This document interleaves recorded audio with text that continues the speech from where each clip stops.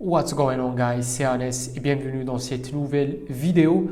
Donc aujourd'hui on va commencer une série de vidéos qui va expliquer comment utiliser Wireshark pour les débutants. Donc pour ceux qui ne connaissent pas c'est quoi Wireshark, c'est juste un logiciel qui va vous permettre d'analyser et de voir le trafic qui circule sur votre réseau. Donc ça c'est très important pour les sysadmins qui veulent surveiller le trafic qui se passe sur leur réseau, que ce soit un trafic sain ou un trafic malveillant. Ça va vous permettre aussi de détecter une connexion, une attaque, une connexion malveillante, une tentative d'attaque, etc. Donc tout ça, vous pouvez le faire avec Wireshark. La première chose à faire, c'est bien sûr de télécharger Wireshark. Vous pouvez aller sur le site officiel wireshark.org, cliquer sur Downloads et ici vous aurez les différentes packages. Si vous êtes sur Windows 64 bits, vous allez télécharger et installer ce package, sinon le 32 bits, et vous aurez aussi la possibilité de télécharger le paquet spécial pour le Mac OS. Maintenant, pour savoir quelle version vous êtes sur votre Windows, c'est simple.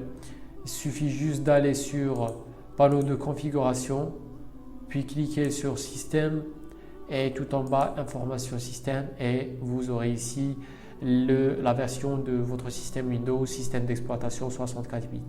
Donc vous allez télécharger 64 bits ou 32 bits selon votre système.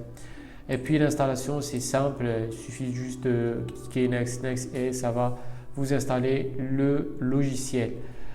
Maintenant, je suis sur Parrot OS, donc Wireshark vient préinstaller sur Parrot OS ainsi que Kali Linux, Backbox, toutes les distributions de pentesting. Il suffit juste de taper Wireshark et vous aurez votre logiciel lancé. Maintenant, comme vous voyez ici, j'ai plusieurs cartes réseau. Plutôt j'ai une seule carte réseau ici comme vous voyez, Ethernet 0, et comme vous voyez ici un petit graphe qui vous montre qu'il y a du trafic sur cette carte réseau. Maintenant si je clique ici, vous aurez les différents paquets qui circulent sur votre réseau.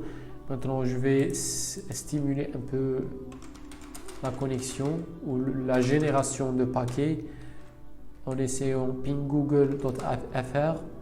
Et comme vous voyez ici, il y a différents paquets que mon système envoie et reçoit depuis la carte réseau. Donc je vais arrêter ça, c'est juste pour vous montrer. Et ici, vous aurez différents paquets, différents protocoles. Comme vous voyez, protocole ici, destination, source et le temps. Maintenant, la source, c'est l'adresse IP de mon système Parrot OS, comme vous voyez ici. Ensuite, ça c'est l'adresse IP du serveur de Google.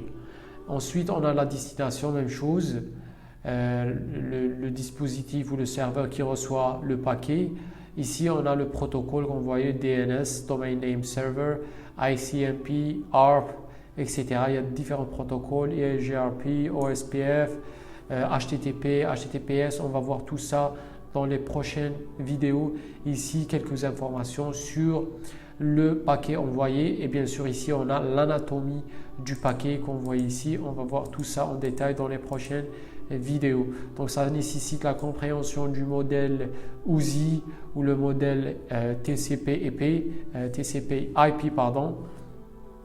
Et on va tout expliquer dans cette série de vidéos. Maintenant, une chose très importante à savoir, c'est qu'on aura besoin d'un fichier, un seul fichier ou plusieurs, ça dépend. Donc ça, c'est la page Simple Captures et c'est une page qui va nous donner différents fichiers Wireshark. Donc c'est des fichiers qui contiennent des simulations des paquets parce que par exemple, si on veut voir le trafic généré avec des dispositifs Bluetooth, il va falloir bien sûr brancher des dispositifs, connecter des dispositifs Bluetooth sur votre réseau. Maintenant, si vous n'avez pas de Bluetooth sur votre réseau, c'est un problème. Donc, avec cette page, avec ces fichiers, ça ne devient plus un problème.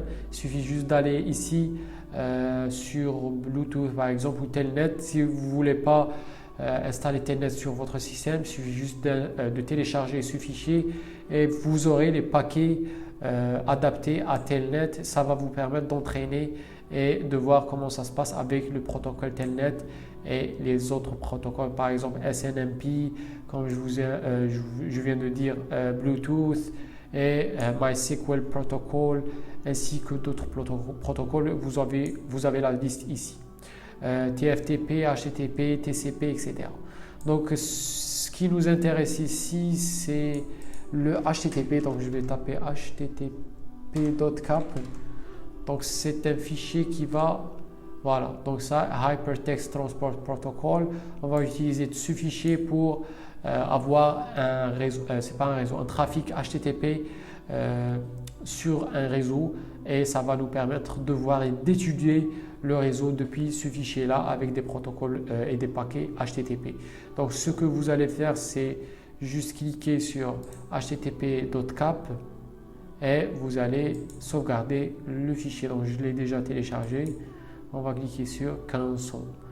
Donc ça, c'est une brève présentation de Wireshark, et dans la prochaine vidéo on va commencer avec l'explication approfondie de ce logiciel.